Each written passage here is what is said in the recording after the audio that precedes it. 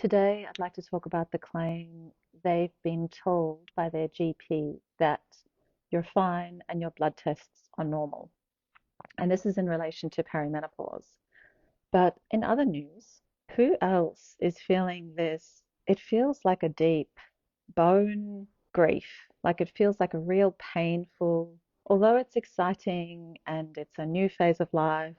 My son, who is 19, on the 11th of July, so it's coming up very quickly. I'm 49 on the 3rd of July, so we share a birthday month. But I'm starting to feel this really deep grief around him preparing to move out. I know so many of my friends and patients in the US are used to this because they have their kids go off to college, right? That's an American thing. But we're currently living in Australia, and lots of Australian kids stay at home throughout their time at university. But my son is ready, and I'm just catching myself imagining that this will be the last time I'll make his bed. I know I shouldn't be making his bed anymore, but I probably do it for me than I do it for him. But I go into his room and I see him sleeping, and I catch a glimpse of him, and I see him flying up the stairs and making some scrambled eggs and flying up to the bathroom to take a shower and flying out to go to the gym with his mates. And even though he's so busy and I don't get to spend a lot of quality time with him anymore, I'm really preparing for an empty nest, and I'm feeling quite emotional. I'm not going to cry, but I'm really feeling it. I'm preparing for it. He's so ready. I'm so grateful that he's so ready. I feel super successful. I feel like this is actually what we should be celebrating. But this is just one of the real life things that we're experiencing as perimenopausal women too. We're going through, our parents are aging. Unfortunately, my mum is alone in the UK and she's not in the greatest health, and that saddens me. And losing my son to his independence, it's a really mixed bag. As I prepare for him to move out, he'll be moving out into a gorgeous location close to university this December, but I'm really treasuring these final moments that I have with him in my home. But what I really am here for today is to bring you the real, the authentic, what actually happens for perimenopausal women, what we're going through. And today's claim and research that I want to discuss with you, it is up on Instagram. It's basically the statement around they've been told by their GP that you're fine and your blood tests are normal. So this is a conversation that I have so often with women in my clinic in Melbourne, Australia. They come in and they go, look, I've been to the GP and I've had my blood tests done. I'll give you a couple of examples. I had a woman in the clinic this week. She literally came in, she said, I've had these blood tests done. My GP said that everything is normal and I still feel awful. Please have a look at them. Tell me if there's anything I need to know. Straight away, she's got a major iron deficiency. She's got a ferritin deficiency. Ferritin needs to be above 100 in order for your thyroid to be optimized. She had a TSH of 3.91, so thyroid stimulating hormone. And the cutoff point in this specific lab was 4. So basically, her GP will not diagnose her with hypothyroidism before that number gets to a 4 or just outside of that reference range, which is so dangerous in my opinion, because basically once the thyroid is exhausted or in their terms broken, then they actually have a solution for you. Like they have a pill for every ill, but they're not able to look at the blood tests and go, oh, okay, I can see that your thyroid stimulating hormone is sluggish, your thyroid's sluggish. We really need to give you some thyroid support here. So the thyroid stimulating hormone is a big one. And then the other one is the ferritin. Please remember that this is so important. Like one of my major missions is to democratize your health so that you actually know what your markers look like, what the levels need to be so that you can keep an eye on them and you can understand them. Ferritin is really important, and ferritin is your bone marrow store of your iron. That's one way to look at it. And it does need to be above 100 in order for your thyroid to be optimized. So not only did this woman's GP tell her that she was absolutely fine, she feels terrible, she's got all of the signs, all of the clinical signs. So this is what we really need to focus in on with perimenopause in particular. We need to diagnose perimenopause according to the signs and symptoms. On that note, I have a perimenopausal self-assessment quiz on my website. So if you're not sure whether you're in perimenopause or not, feel free to do the perimenopausal self-assessment so that you can identify whether you actually have perimenopause or not. And then a perimenopausal symptom tracker is something that I use in my clinic to help women identify what symptoms they have at which part of the month so that we can see whether it's estrogen or progesterone at fault. For example, one of the really strange symptoms that women don't necessarily associate with perimenopause to begin with is the nausea that the high estrogen state actually causes. So lots of women tell me that they wake up in the morning with this really strange nausea. It almost feels like morning sickness. It almost feels like we were pregnant. So that's one of the things that we really need to focus on. So we need to address the symptoms in perimenopause. And you know what? When they say that blood tests are irrelevant at this time in your life, that isn't actually the case. Perimenopause is not diagnosed based on a blood test. It is diagnosed based on symptoms, but there are some basic blood tests that are really important. We need a full blood examination. We need to know where your insulin is at. Fasting insulin is really important because diabetes starts 10 years prior to you being diagnosed with it. So if we can stop the pre-diabetes in its tracks before you're diagnosed with diabetes, that's the best way to go.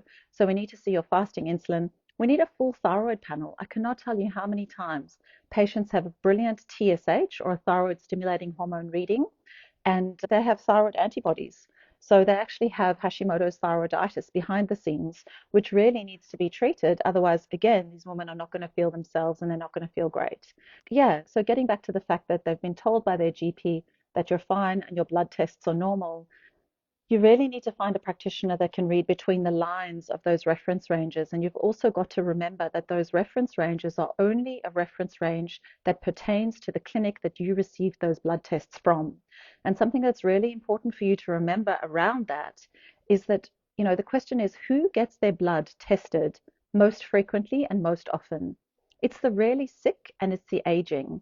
So you don't necessarily want to compare yourself to an aging and a sick population in that reference range. You want to be optimal, you want to be vital, you want to optimize. You don't just want to be within a reference range, and being really mindful of keeping an eye on the markers so that you don't get to the reference range and are broken, and then the only thing that can fix you is that pill for every ill or thyroxine for the rest of your life. And that actually isn't the case with Hashimoto's thyroiditis or hypothyroidism anyway.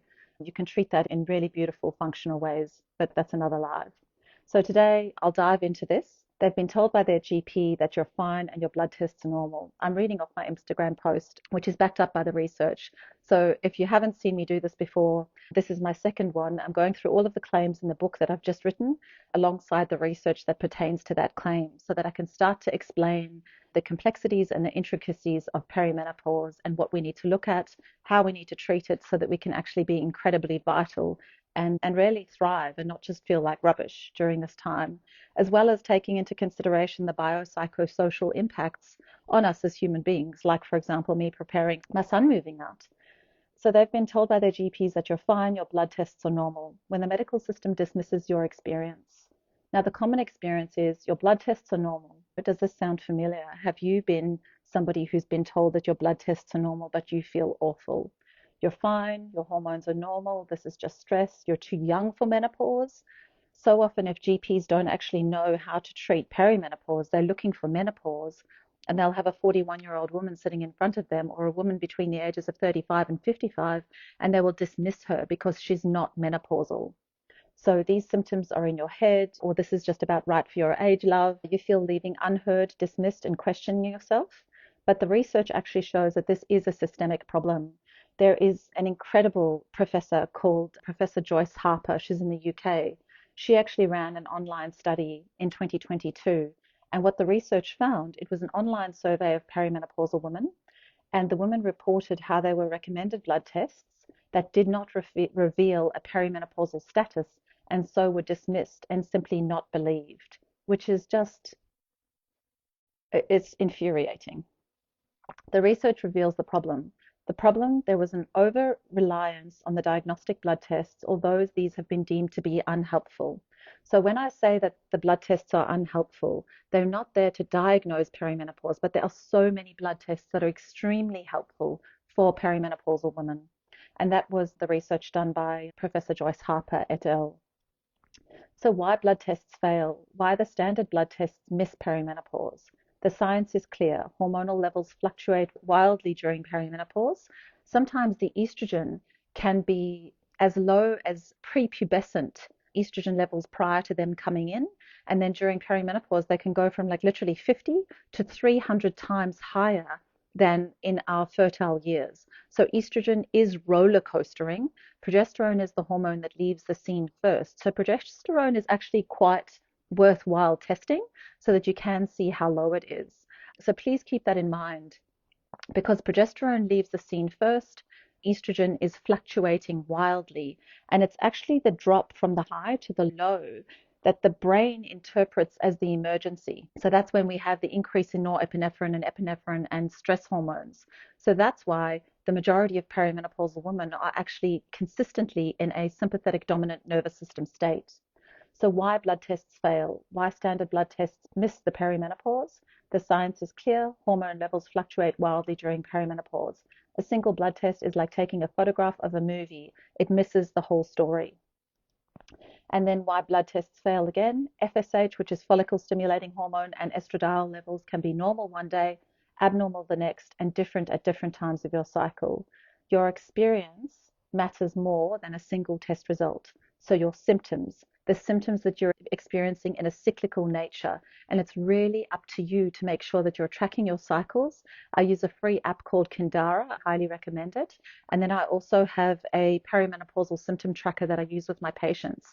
It basically allows me to bullseye what's happening and when. But there's a huge difference between a deficiency iron headache post a bleed and a perimenopausal progesterone deficiency headache premenstrually. So once you can start to plot to see where these symptoms are expressing themselves, you can start to see which hormones are involved, and then you can start to harmonize and create some homeostasis again.